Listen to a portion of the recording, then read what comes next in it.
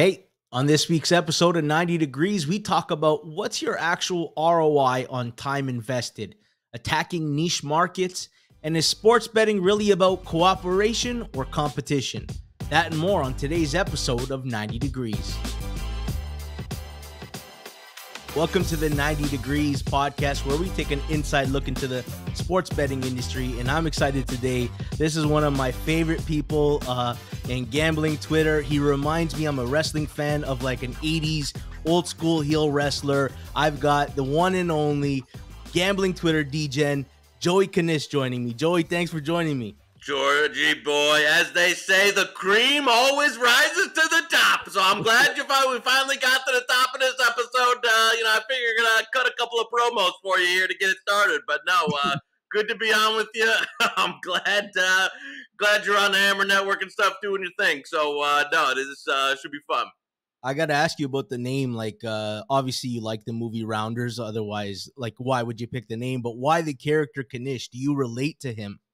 Yeah, I mean, I love the fact that he was like, he wasn't a guy that was going to just, like your typical poker, DJ, a guy that was chasing it all. He was kind of more of a, he'd attack the small games, he'd look for the easy money. He was kind of doing it to, just kind of make, not all the glitz and the glam. And that was actually like, kind of what I was like. It was almost like the character was like a mentor. And then, I don't know, people, it just started like, I would say more people now in my life refer to me as like Knish than they do by, my government name. So, it kind of, it was like, it was such a niche character that, it wasn't one of those that you were taking, like, it's funny now, a lot of the kids in the game nowadays don't even know Joey Knish is. So, maybe I'm getting old, but, I think it was I liked the way he approached things just in the movie, and now it's kind of taken on a life of its own here. It's that dynamic of, if you ask young kids now who is Melo in basketball, they don't know Carmelo Anthony. Right.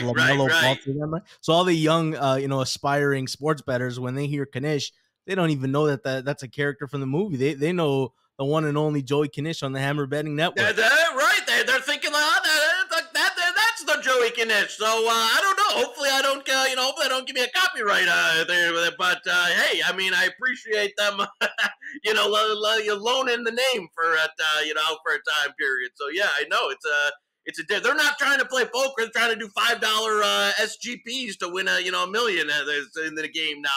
I tell you, the old Joey Knish wouldn't have been a fan of those either. So. Well, tell me, like, what was the old Joey Knish when you started sports betting? Were you that, like, let's play parlays and do all the bad stuff, or did you have a good understanding of sports betting when you first started? I mean, I was doing like, they used to have these, my dad would get them from, like, they were like the old parlay cards that a couple of old shops in Vegas still had, but he'd bring some parlay cards home with the local bookie. I'd fill out, a couple of $5 cards on a Sunday. I mean, starting real early. I started when I was like 12, getting some of the football pools and stuff. I didn't really start like, I was probably late to the game in terms of serious betting. I was trying to do like the corporate career, insert your Spanky joke here. I was trying to climb the corporate ladder, early in my 20s and stuff. I never thought betting would be like a great opportunity for a legitimate source of income. So I was doing, the early online phase with the sportsbook AGs and that, and trying to, just bet for fun. It was probably, more towards my late 20s when I would, got more serious about doing some college football origination, was building up the Twitter following. So I'd say, it was recreational for a large part of my life until I would say, I mean, it's probably, 7 to 10 years ago now in that range where it started getting more serious. And especially the last 5 years, have been, just increasing amounts of intensity. But, for most of my life, it was kind of the same, especially in the younger days where, somebody in your family is a degen, you play some small bets on that, and that kind of gets you the bug. But, I didn't, it wasn't one of those things now where you see a lot of these guys that, come out of school as, computer science and stuff. And at like, 21, they're like, oh my God, I'm going to be Billy Walters. Like, I'm going to create this model. I'm going to be rich by that, and that it can kind of be a rude awakening there for for some people I know that have even left, lucrative careers in that to try and make this. So it's a tough game to crack, my man. Yeah, 12 years old. I remember we have a Ontario lottery gaming system, which we'll talk about later because I know you're familiar I with know, it. I'm way too familiar. I was gonna Yeah. say I might send you to the store after this for a Uh, price.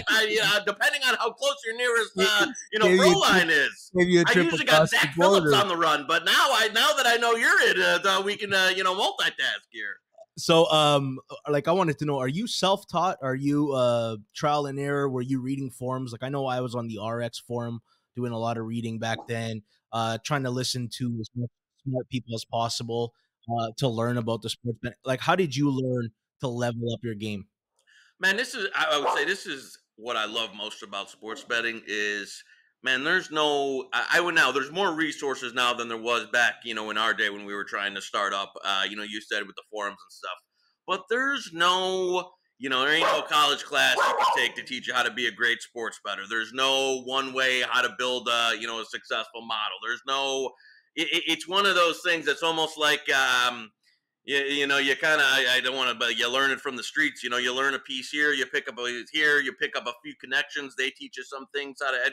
It was just like a big conglomerate of different factors that some of it, obviously was reading on the forums. Most of it was making connections with people, and getting I started Slack with some guys that I'm still in that I talk to every day that really helped each other out and then it goes on to Telegram and then you're getting in different groups. So most of it, I would say, is networking and picking up little pieces. And everybody has their own. Right now I'm doing a lot of basically moving, getting down for people. There's people who do the origination aspect. There's people who do the trading. So I think that's my favorite part is there's no one way to skin a cat, and it's kind of like a never-ending strategy game there where there's always you're looking for a next angle, you're looking for a new opportunity, a new little grift there. Well, how can you earn this week, this month that's different than how you did it last month or last year. So as you said, there's obviously now right now you can go buy if you just want to chase steam, you buy like 3 odd screens packages and kind of do your thing like that. That for most of our time that wasn't an easy way, but just overall it's kind of been a lifelong learning process to pick up a lot of different angles and find different ways to get down and stuff. So it's just it's kind of what I like. There's no sports betting for dummies, but I mean I'm sure there's a couple books out there that ain't gonna teach you shit, but there's nothing that's gonna give you this roadmap that's just one way to do it. So I think I like that quite a bit about the industry. Are you betting throughout the year? What sports are you betting, or is it easier to list the ones that you're not betting? Yeah, I mean, it used to. So when I was first doing, more college football stuff, I would kind of do just the college football. I'd do the season and that. I'd, do my numbers. I'd bet early in the week and stuff.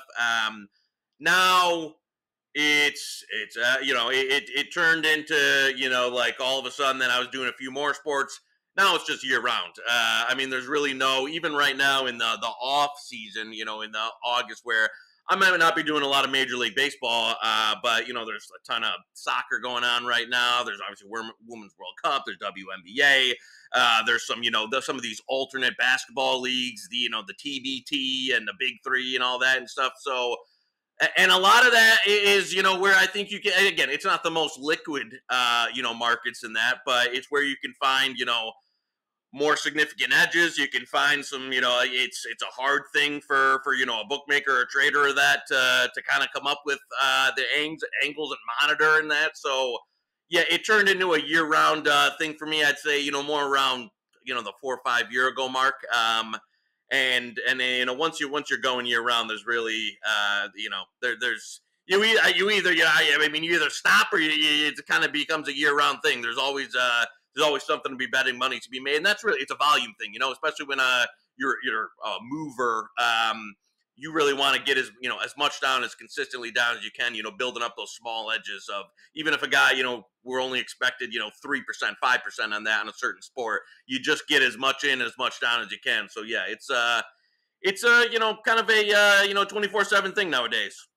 You talk about these smaller markets, less liquidity, but a lot bigger edges. Like XFL, I did like 3 times the ROI that I did on the NFL, just because the bookmakers had no clue. I only wish I had access to Circa, who always opened first on XFL, and frankly opened up wrong more times than not. Like, did you bet the XFL? Did you have success doing it this year? I know you went on some shows and talked about it there with Nick Costas and Sammy. Do you have bigger success with these little markets? Yeah, so you know what? I would say it kind of the life cycle of those small football leagues, especially when they're first starting up. And as you say, is like week 1, 2, 3, like nobody's got a clue. The bookmakers don't have a clue. The numbers are going to be pretty dramatic. If you really dig into it, you can usually find yourself some good, as you said, 3 times. I mean, in the NFL, you'll have books that'll post every line week 1 to 17 throughout the year before the season even starts. And a lot of those things, unless there's injuries, those lines aren't that, they're not going to shift that throughout the year. So, but in the XFL, I mean, especially with like totals and stuff, when some of the new rules, people don't know what the fuck the game's going to look like here. I mean, you can get a lot of opportunity, even live betting. As you're saying, and again, you're not going to get 10 dimes or 50 dimes a game on that stuff. But if you're able to, especially I think in that first 4 to 6 weeks of the league, there's always going to be some edges. The problem being is when there's only 8 teams, 10 teams, and that it tends to become pretty efficient in a relatively short manner. I mean, by a month into the season, then all of a sudden that edge where you were able to get 3, 4, 5 points of CLV on some of this stuff, or some of the totals moving 6, 8 points. By the time you're 6 weeks into the season, that everyone's kind of been able to. It's a lot more efficient than it was. So yeah, I think the first month of the XFL was really good. I think some of the live betting opportunities were great. But it's short lived. When you only have that many teams and it's a shorter season, then you're kind of trying to monitor some of the the injury stuff going forward, some of the changes and stuff. But yeah, I mean, it can be real good, especially early on. Even XFL, USFL, some of the the leagues that they've come up with. I mean, I'll never forget. I was sure Fox Bet's going out of business, but I remember when they started the USFL. They opened the week 1 totals in like the mid to high 50s. If you followed any football league that started up in the last 30 years, the week 1, it's always like 6-2. None of these teams practice. They get on the practice field. Nobody can even like run like a simple pass, and they all close like in the low 30s. So that was one of my favorite Fox Bet the old RIP pour one out stories. But yeah, I agree with you. If you want to put in the time, those are things that you can really make it work in terms of finding yourself a nice edge there. And you're so right about the early edge. By the time week 7 came around, the books finally figured out the Seattle Sea Dragons are actually a really good team, despite what their record showed. My boy Benny DiNucci, baby. I was even when he had a couple of down, kept firing on our Sea Dragons there, and he finally paid us. Started to pay us off there. Yeah. So you attack niche and illiquid markets. You're a mover, so you deal with a lot of accounts. Does that put a target on your back when you're attacking a lot of these smaller markets? I think you got to get a little creative in finding ways to, it would be nice. It's funny when people, people like you get a DraftKings account, it gets limited to, $2.60, and then people are all upset. I mean, when you're going to bet some of these small, that's just part of there's in the macro sense, there's 2 ways to make it work, right? You either got to be able to beat the biggest markets where you can go into a penny, a Chris, or all that, and fire, for a huge limit. And even if you're only returning a couple cent throughout the year, you're making great money.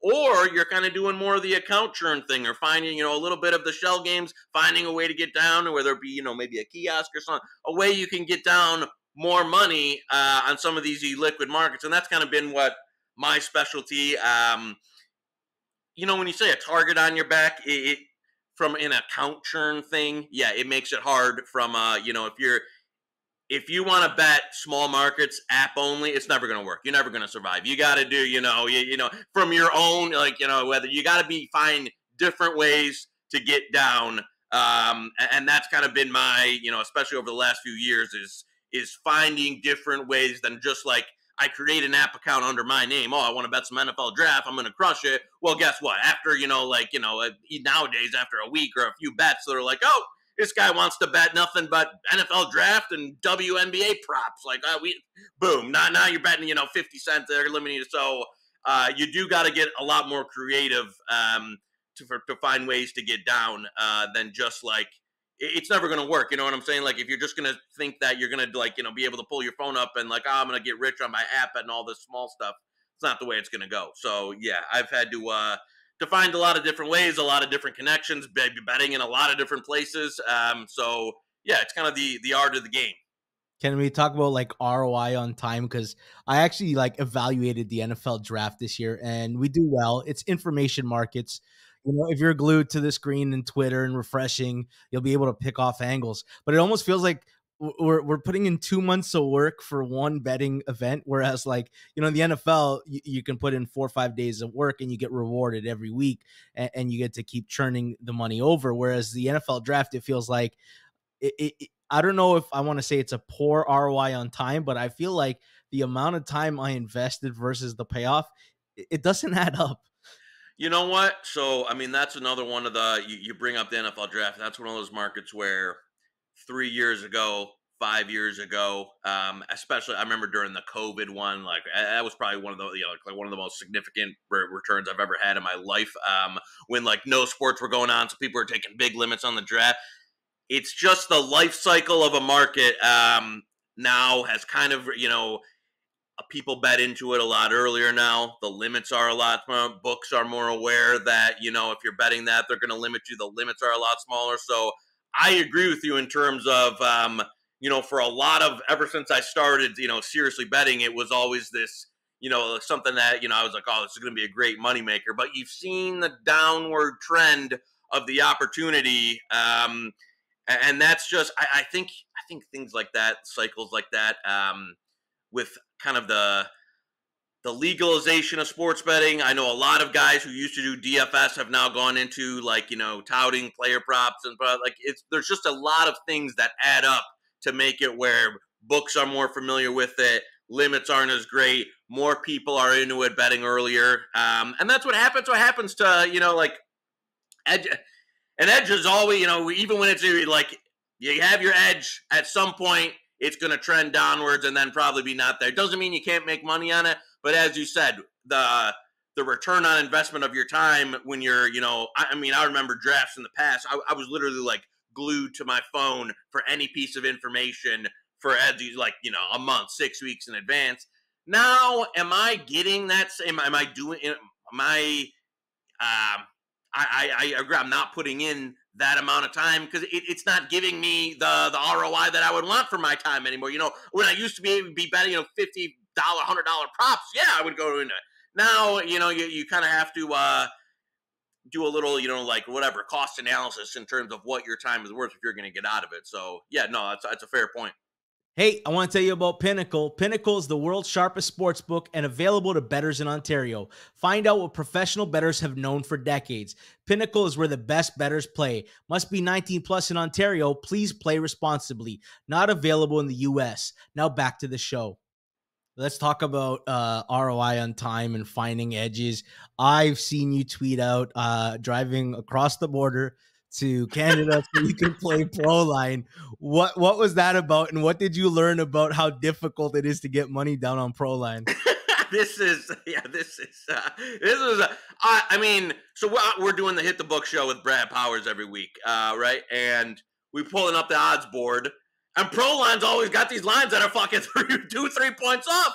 And so after a few weeks, I'm only 15 minutes from the tunnel or the bridge and that to get over. So one Friday night, I was like, I'm gone. Like, I can't sit here and like, look at this anymore and not good. Go over. Number one, don't cross the border with more than 10,000 cash.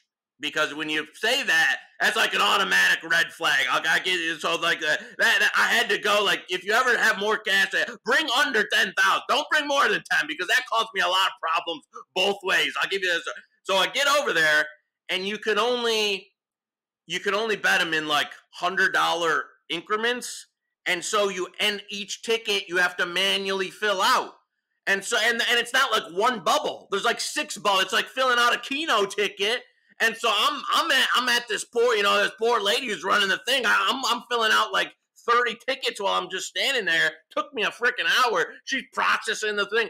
Also, then she comes back and says, by the way, you can only cash out $1,000 max at any store. So to like go cash in, then I'm walking around downtown Ontario giving my tickets to a bunch of different places. And on the way back into the United States, when I told them I had, I claimed what the money I had on me, because I thought I was going to be able to get down more. I didn't know it was $100 limit per ticket. My arm was like falling off from filling out so many of these stupid tickets where I was only able to get down, and this is spending a lot of time, was only able to get down a few thousand. I go back and I had to go into the building. The guy literally takes my bag, counted out all the money I had in front of me, took an hour. They're asking me all these questions, thinking I'm fucking Pablo Escobar and shit. Like, what are you doing to this? All that. I had to show them the tickets. And it was a nightmare. Like, it was a legitimate, it was like, I am never doing this. I think I ended up one week. I did it one more time. I did it a little more. It was a learning experience. I did it a little bit more strategically, a little bit more efficiently, especially, planned out my thing and, so, but, yeah, it was like, I would say, going forward, it'd be more like, sending Zach or Jason, down to the corner store instead of making the transcontinental trip for myself anymore. So, but a great learning experience. I had fun. I'm gonna paint a picture for you, okay? We have a weekly pool here for football. It's like the same concept of like circa, we pay out 600,000-700,000. There's a pot that's usually around $600,000 every week. So, we wanted to load up and buy a bunch of different entries. So to get down 10 or 20 in a week, right? And you're talking about $100 limit per store. You got to hit up like 128 stores or 256. So I'm going to paint the picture to you on Saturday. Me and my partner are sitting there and we're filling out these sheets Saturday morning. And then we figured out the fastest way to do it is one guy drives and the other guy hops in and out of. No parking. You just get them out, run in and out. And then there's certain areas where there's like 5 stores clustered and you park up and now you both get out and you're doing it. So that was the adventure that we go on every Saturday. So I'm glad you got a taste of it. It's wild. It's the most inefficient process in the history of the other thing was when I figured out after I hit a few stores, whoever's the one guy that's doing the trading at whatever pro line started moving the lines on me. So I'm having to as you said, it had to be like a 5-store thing because I didn't have that much time where after I put in the bets at 1 or 2 places, they started moving the numbers. So yeah, I also, I mean, some of the, I know as an Ontario man, some of the areas in downtown Ontario aren't, I'm from Detroit, so that doesn't really affect me, but some of the areas in downtown Ontario aren't exactly, Hollywood by any. So, yeah, it was an interesting thing. Definitely, can be fun there for you, especially if you got a buddy going with you. But yeah, in terms of ROI on your time, maybe not the greatest. If you ever take a wrong turn into Scarborough, Toronto, and it looks shaky, just use my name, Knish. You're good, brother. I've got some guy approached me and said, "Hey, I know Georgie from the borough. Okay, let me in the damn store to cash my pro line." Hopefully, I get the same treatment if I end up in a wrong turn on 8 Mile, and I say, Knish, right? I want to talk about how we talk about the industry, and everybody's like, "Oh, it's cooperation," and then you come out and say, no, I treat this like competition. You're all my competition. Do you think it's cooperation or do you think it's competition? I mean, I think, there's a set amount of people that I'll work directly with, where we're either sharing accounts or we're sharing information.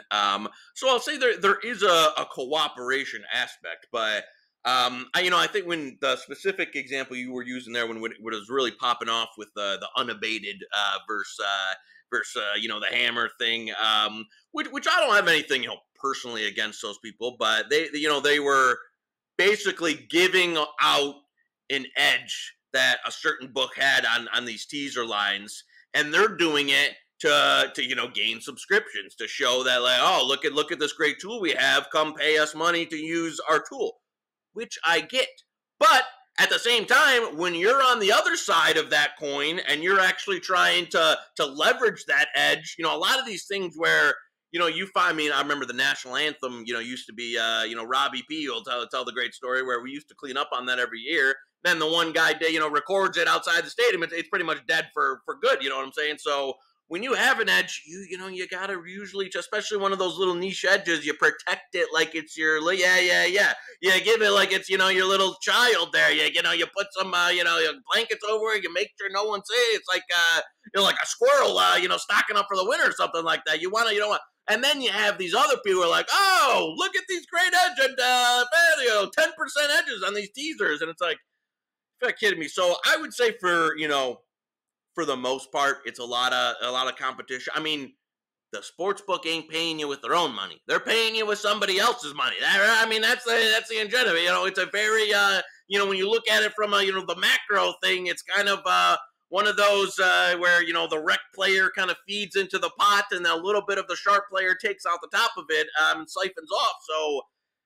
Yeah, I think it's mostly competition, but it doesn't mean you can't collaborate with people or work together or earn with a certain subset of people. But I think, a lot of these, these salesmen or these Telegram guys, they want to make it like where it's us versus the books. It's not really, it's not like, oh, we're all putting in, this play tonight. It's us versus the book. It's not really the way it works, on the back end. But, I see why, some people want to phrase it that way. So your competition is other sharp groups, and you want to get ahead of them so that you can get the best of it, right? Yeah, no doubt. I mean, when you're talking, and that's always one of those too, where like you see, like Rass and those well, who's gonna wait? Why didn't you wait that? You bet this. I mean, at some point, everybody's trying to get the best number. Especially, when you're betting sides and totals, and you want to get whatever the best number is, the most you can get at the best number. And I mean, it's kind of a zero sum when it comes to that, where either the people I work with are going to get it or somebody else is going to get it. And then, on the other side of it, either like it moves X amount of points, are we either going to come back at it? Or, if I'm in my middle, am I trading the game? At what point are, who's, winning and losing type of thing. So, yeah, I think it's more competition based, but it doesn't mean there's a lot of people I've worked with in the industry that have collaborated with to make money together. So I think it's kind of a combo of both. All right, what about Spank Odds, right? I know Don Best charges $500 a month, and that's a restrictive price for some who aren't betting enough. And Spank Odds is free right now, and it's not behind a paywall. Does it bother you that Spank Odds is free and so many people have access to it? And do you think there will be a big drop-off once it does become a paid service? So I wouldn't say it bothers me, because there was I mean, you have seen within the last year or two, Spank Odds is not the only odds shopping tool that's come out. I mean, there's a lot of, there's one guy that really annoys me on Twitter. I think it's Odds Jam or something, whatever it is. I forget, Alex something.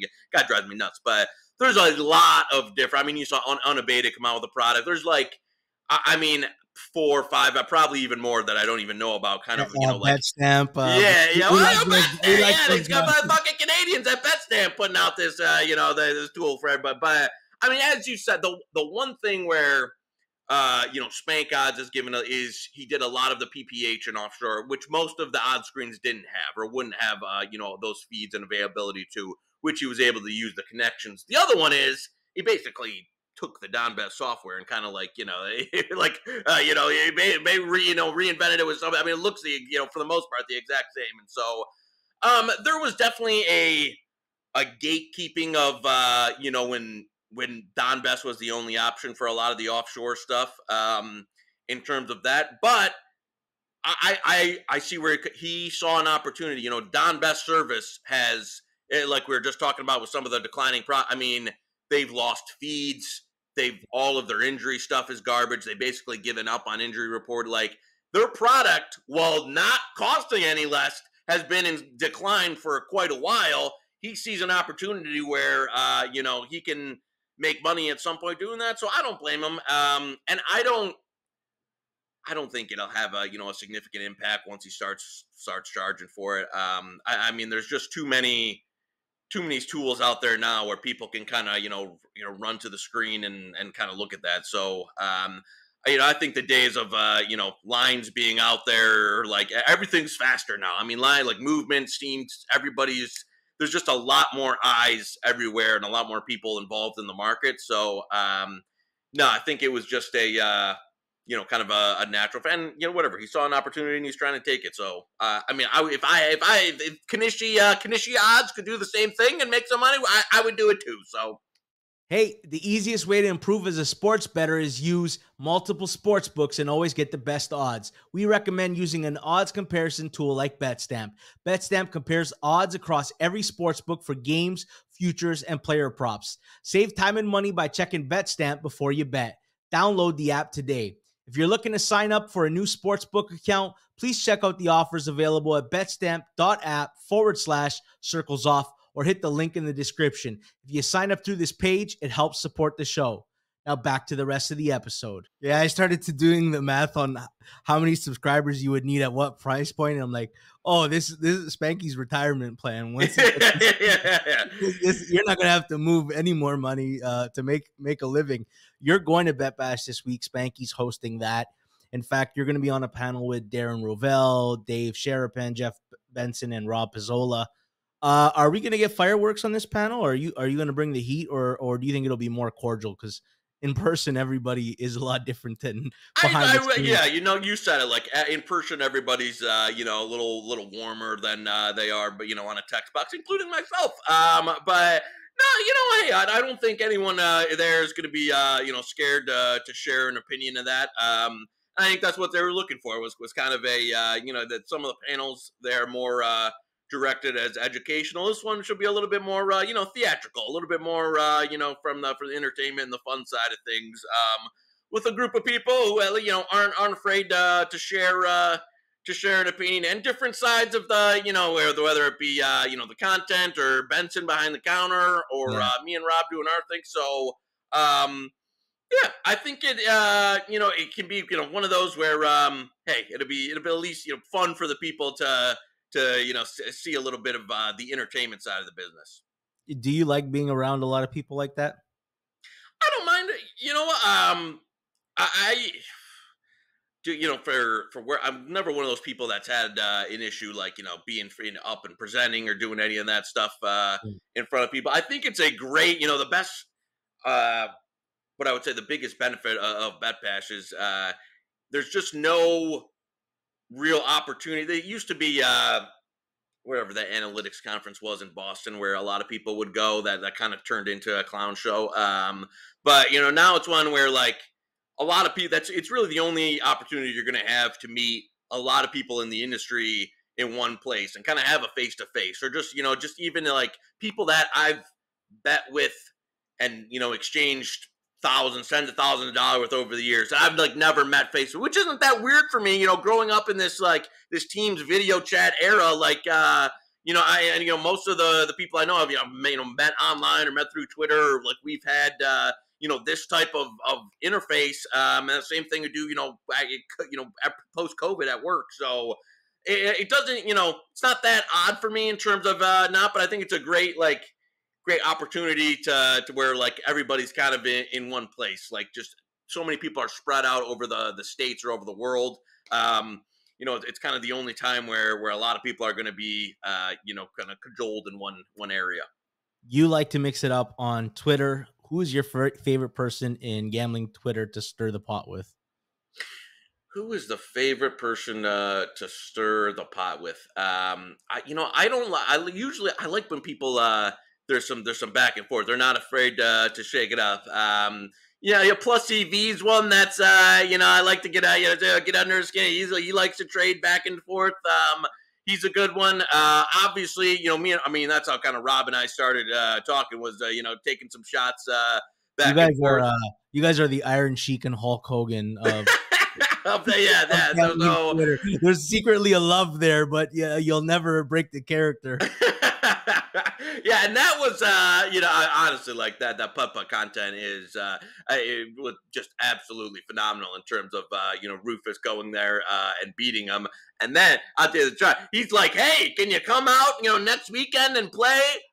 I'm never playing. I'm never giving him the dub now. Because listen, between us two, Georgie, I'm not like I don't go golfing all that. I putt-putt occasionally. I was probably a long dog in that match. Worked out perfectly. Now people are like, "Oh man, Knish can probably beat this guy." So yeah, I mean, listen, will if there might be a match at some point, baby, but no, I'm just gonna keep riding this into the future. You gotta wait till Rob like breaks his foot and then Right? start No, challenging him I publicly. said, it's gonna be on my local course.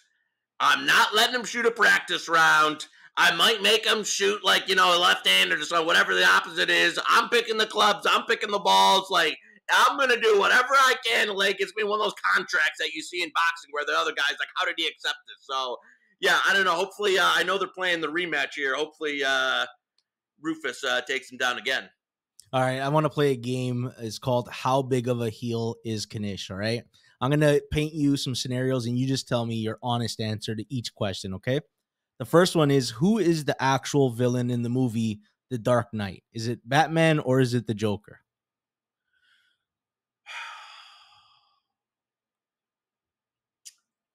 I mean, I would still go with the Joe. I mean, I know that's cliche to say. I would still go with the Joker on there.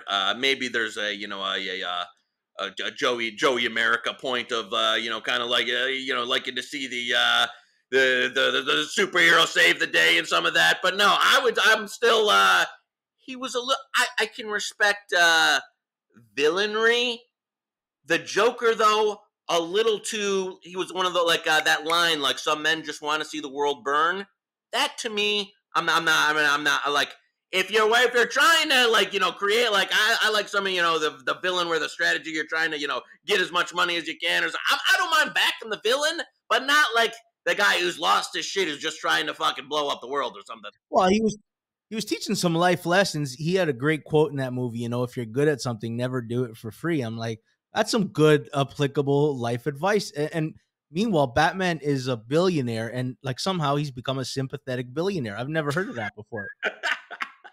I mean, he had some cool shit that he's trying to, hey, same guy. So listen, I see where you're going. The question on there, the Joker though, just not one for me where I'm trying to back. You need to be a little bit more like a little too crazy. You got to have a couple of redeeming qualities, right?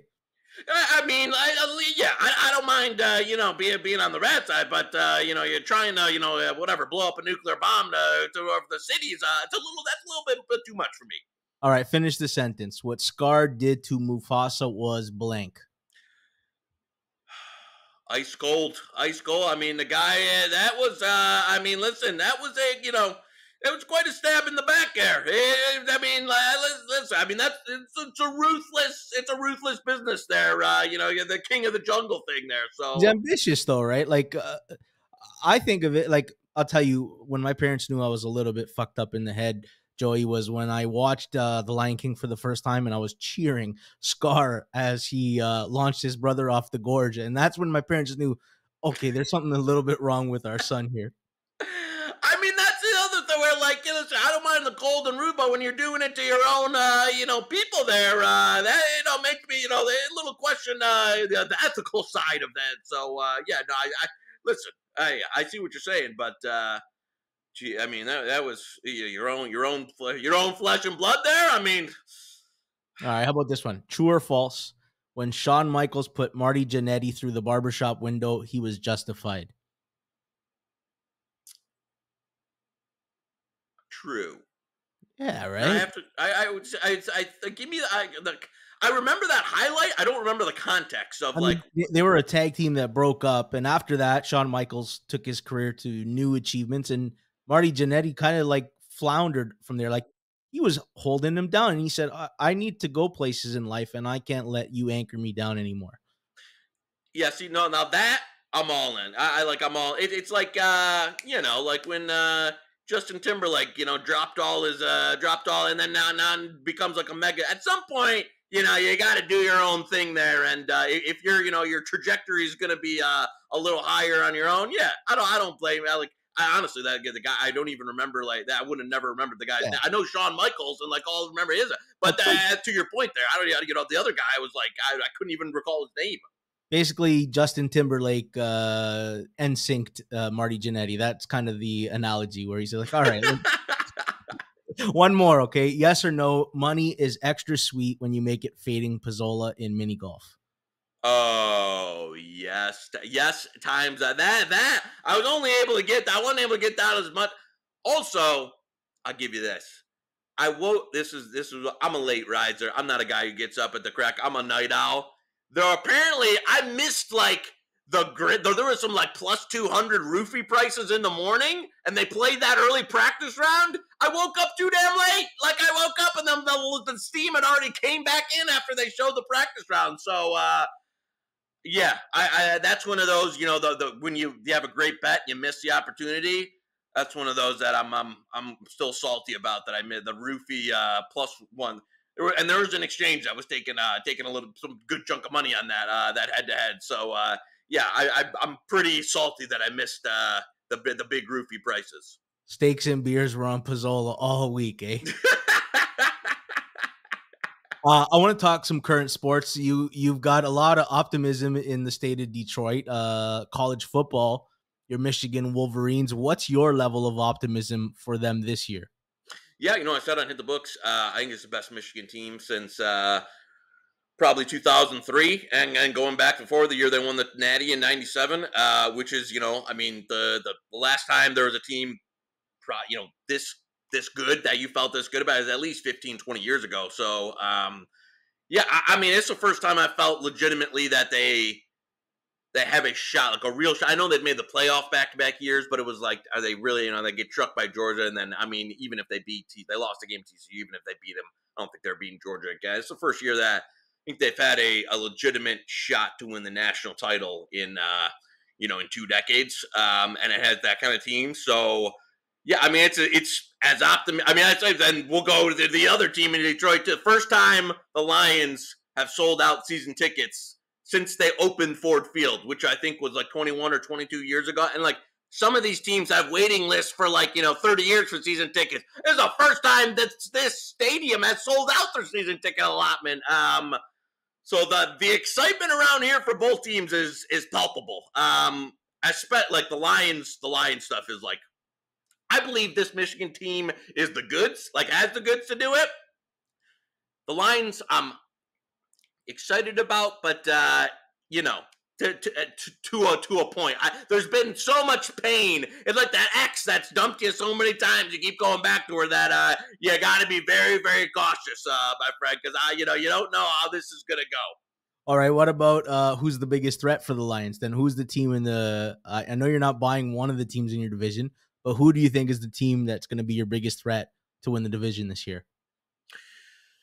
You know, you know, so I bet some Packers division price. I know Hitman over on that's been hyping up the Packers. I think they're, you know, we're a little bit undervalued to the rest of. I'm a seller on the Bears. I think the Vikings are, you know, due for some regrets. They lost some defensive pieces. They haven't drafted that well, so I would lean the Packers. But in I mean, the biggest threat is the Eagles just seem to be on another level in the NFC, where I think even if everything goes right for the Lions and they have a, you know, a 10, 11 win season and they win the NFC North, can you envision Jared Goff going into Philadelphia in January and beating the Eagles in like an NFC Championship game? That's very hard for me to this. So I think that we can have a good season and win the division and make the playoffs and potentially even make an NFC title run. It just seems like a Super Bowl run. Like this team is kind of one tier below the elites of kind of the, you know, the NFC is Philly especially, and then some of the teams in the AFC. So listen, I'll take an NFC. I'll take 10, 11 wins at NFC North, my friend. I will not be disappointed with it as long as we can get you know, that compared to what I've seen for the last 30 years. So yeah, I'm feeling pretty good about the division opportunity. It would be, you know, it's some of the other elite teams, I think we're below that tier in terms of actually like contending for a Super Bowl. What's your Sunday look like? For me, I want to paint a picture. I'm there with my cousin and we're watching the games, and I hack about like 30 darts, and I don't even smoke during the week. And I'm just drinking nonstop coffee because I'm just like a ball of nerves every Sunday. I'm incapable of watching with anybody. Like I get invited out to bars, and you ever see the Sopranos clip where Tony Soprano gets backdoored on the last play, and then you hear the one guy in the club, woo, Buffalo, and he goes, this fucking guy's got $32 on that bet. What's Sunday look like for you? No, I would say my Saturday much more mirrors your side. So I got a lot more investment in college football. I mean, like I'm starting the day or like I wait earlier than normal. Finding some of the player props and stuff, doing some a last minute trading on some of the lines before there. And then usually I'm taking in like the game start at noon. I'm watching like noon to 2 a.m. It's mostly me, like, in the basement, not the piano set up back here, in the basement, just have the screen in front of me, betting, watching, a couple of devices on. Sunday though, I try and I used to do the double dip. Have tried to reel it back in where I'll have the red zone on. I'm waiting for the football openers.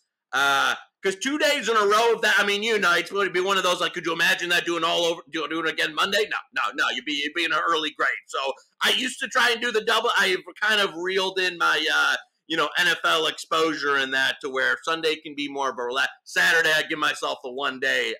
I don't want to do 2 days back to back like that anymore. Or, you'll be, at Joey K's funeral, too soon. Yeah, I call my place the bunker. That's where we watch.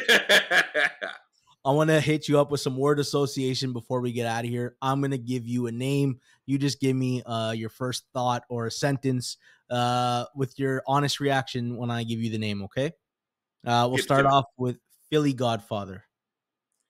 Fraud. Scammer.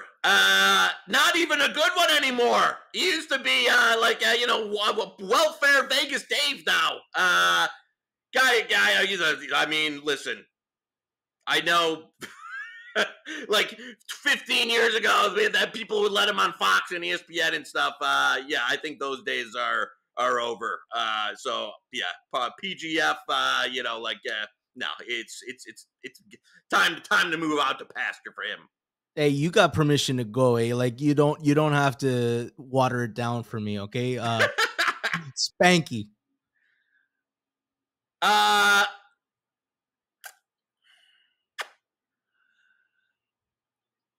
Loudmouth, but can back it up.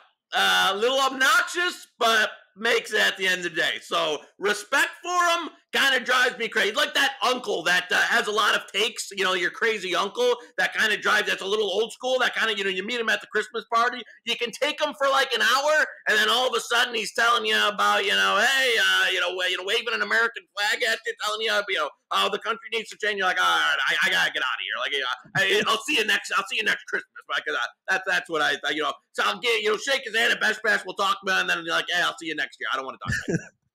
All right, guy, you do a show with Brad Powers. Like determination, man. Like I didn't honestly like. He's a guy who you talk about competition or collaboration. Guy used to drive me nuts because he bets every fucking college football opener in the book, and so like before working together. But I mean, the guy he's watching like all 100 spring games. He's doing college football. Like he loves. It's not an act. Like he loves college football. Like he's doing it year round. Nothing at and betting the stuff as soon as it comes out. So from a competitor standpoint, betting against him, he drives me nuts. From an actual respect of his knowledge and the work he puts in, I think it's second to none. And I'm not just saying that because I do a show with the guy.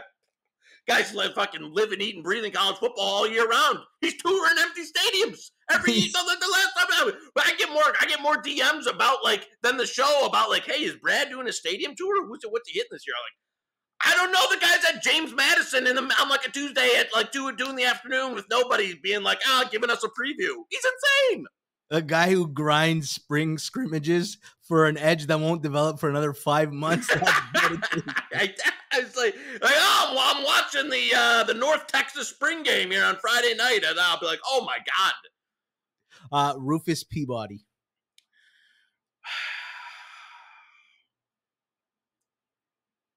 Frustrating from my perspective. Extremely knowledgeable, extremely smart. A little bit like where like he kind of is trying to. I feel like he's hiding. This is too deep. He kind of tries to like. He's been doing this like Buddhist Zen thing of all like he's got that competitive itch in him, but he's like when you see him get like whether it be when he used to be out scrambling for props and that like he projects this image of like kind of almost like he's wants to be too nice and too much of a pleaser, but he's got that genetic like competition streak in him. So him and Jeff Madribe, that podcast wants me to jump off a bridge. So yeah, they drive me a little crazy, but I mean, again, I'm not gonna. He's a real deal. The guy's made 7 figures easy, doing what he does. So obviously respect him. Can really get the blood boiling though at some points, especially when he's tweeting about teasers.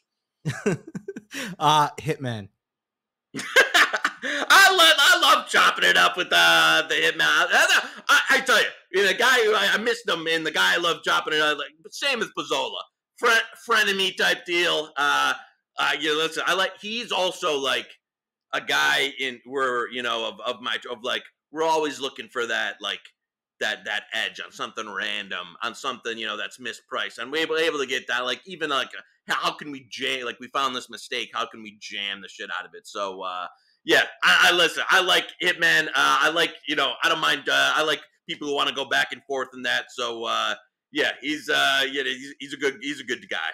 You guys Googling how hard it is to eat hot dogs in hot weather and yeah, that's what the barometric temperature of like how it's going to be in Coney Island, New York on July 4th, a month in advance. I didn't realize I'm asking you all about a bunch of guys who I want as future guests, and I might be putting them all at jeopardy. All right, last one, Nick Costas. Man, he should be hosting. I'm surprised, and like I know You Bet's done great. He's like A+ host. I really like. I wish the best for. I think he should be doing like. I think he could be doing like some like the pregame shows on NFL pregame shows on Fox or stuff. So I think the sky is the limit for him in terms of. I respect his hosting ability and what he's been able to grow. And just, the fact that I love going on their show. So I like him a lot. And a guy that I would bet on in terms of his future in the industry as a host. I love that. He's going to be a guest on this show in the very near future. So I'm going to let him know you said all the kind words about him. No, I believe that. I'm honestly surprised that, and I know he was doing like a CBS thing. And maybe that he's doing what he loves now with I could see him being like, like Kurt Menefee, one of those guys like, down the line. It seems like some of these jobs you can't get until you're like 55 years old. Like in broadcasting, it's like, I got to put in 40 years before they'll let me actually do an NFL game. But yeah, somebody I could see, being on the big time one day, being like, I used to, do a weekly hit with that guy when he was doing sports betting radio. Yeah, it's like a pilot. You got to fly X amount of hours before they let passengers on your plane. Yeah, be like, if you didn't play the sport, it's like freaking Al Michael's been doing, football for like 80 years. It's like, Jesus Christ, give somebody else an opportunity. Guy can barely see the game anymore. Knish, you were a blast, man. You are as advertised. I loved having you on. Thank you so much, man. No doubt, brother. No doubt. It was good to finally get on, and I wish you all the best with the show. All right, and we'll send Jason to the store for both of us from now on. I was good. Hey, yeah, now that I know you're a pro line guy, this is probably the worst mistake you ever made. I'm gonna have you. It's gonna be 2 a.m. Your girlfriend's be like, "Where you going?" You're anyway, but no, I gotta go to the store for Joey K. Yeah, Joey K needs 4K down on this video. All right, buddy. Thanks so much, man. Absolutely. Hey, that's it for me. Another edition of 90 Degrees is in the books. I want to thank my guest, Joey Knish, gambling Twitter degen, creator at the Hammer Betting Network, the sponsors of this podcast, Pinnacle and BetStamp, and my producer, Jason Cooper. Thanks for listening. Before you go, do me a favor, like the content, subscribe, share, and comment. We'll be back next week with another guest on the 90 Degrees podcast, where we give an inside look into the sports betting industry. That's it for me. Hope you enjoyed. Until next time.